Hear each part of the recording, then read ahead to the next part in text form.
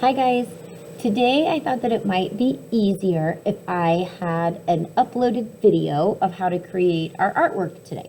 Now normally I probably wouldn't have two lessons back to back like this, but we're new at this and we're all trying to figure out what works best, so I thought I might as well. So here's my piece of paper. You can tell mine's pretty small. So your piece of paper can be whatever size it is. It doesn't matter to me if it's bigger than mine, smaller than mine, if it's square instead of rectangular. We're working with what we've got. So something that might be helpful, but you don't have to do if you don't want to. Sometimes I like to have kids fold their paper first. So if you need to pause my video and fold it this way, and then fold it the opposite way, you can do that, but you don't have to. I just kind of like to get a good fold, and it helps me have kind of a grid. Do you see how when you do that, you have lines? You have a line going vertically, and then you also, it created a line horizontally going left and right, and you can kind of see the grid now. So I like to kind of cheat that way, I guess, but you don't have to fold yours if you don't want to. So what we're going to do now, we're going to draw some really cute, simple polar bears.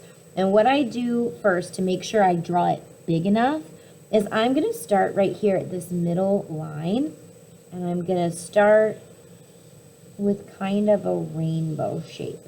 Now notice I'm using a Sharpie.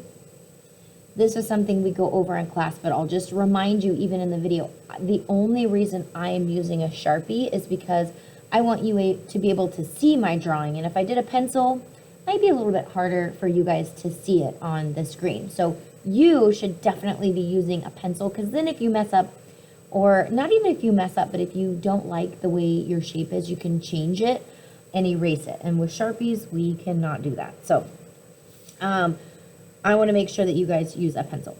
So once I have my initial sort of rainbow shape, the next thing I'm going to do is I'm going to bring that line all the way down. And again, we started off this way because we wanted to make sure our bears were big enough. I want to make sure you're not drawing these teeny tiny bears on this big piece of paper. So the next thing we're going to do is we're going to add kind of his nose. So see where these lines cross? This line going vertically and this line going horizontally, they cross right here. So that's where I'm going to start my nose. And I'm just going to start with a little line in the middle. And this is just a horizontal line. So the next thing I'm going to do, I'm going to do two diagonal lines. Remember, diagonals kind of go toward the corners. They're more at an angle like this. So I did one each way. And then I'm going to end it with two diagonal lines that are kind of meeting in the middle, meeting where this line is. This is why we kind of fold our paper sometimes. It helps us. Now, if you did your nose different, that is okay. If you did just a round nose, maybe a circle or an oval shape, that's okay too. I just did mine this way. So the next thing I'm going to do is I'm going to make a little line like so. And now it's going to be his mouth. Now, maybe your polar bear is growling, so his mouth is open. You could do that. Maybe he's smiling. You could do that too. I just gave mine kind of a serious face.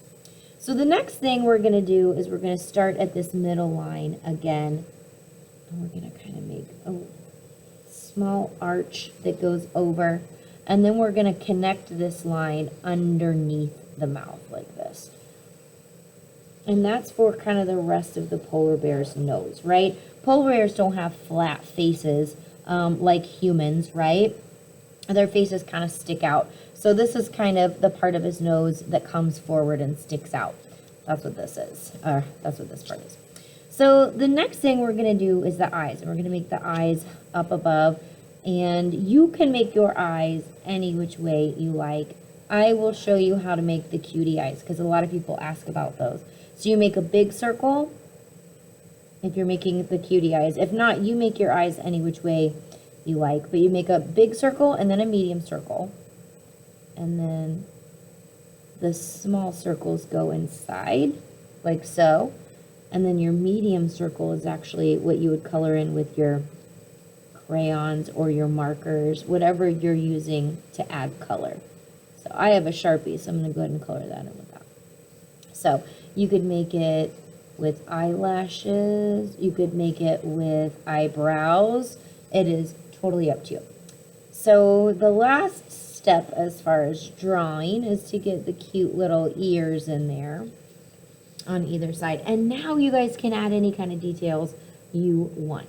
If you want to add some kind of crown to yours, you could do that.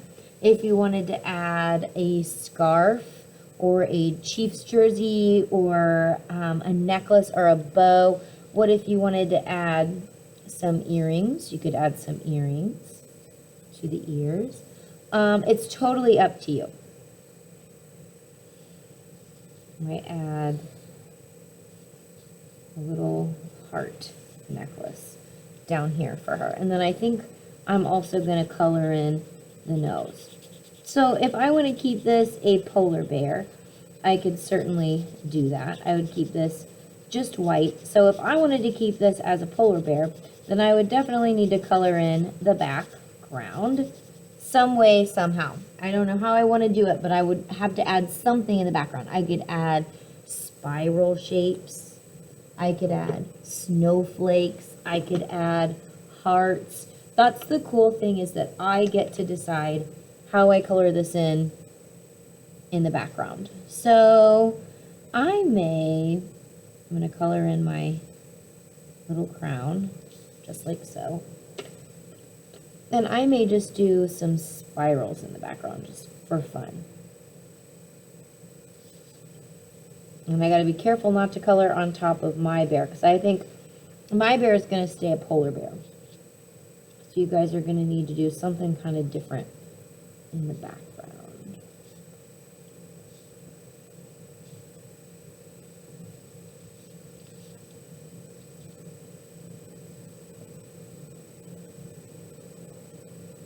And that is our cute polar bear.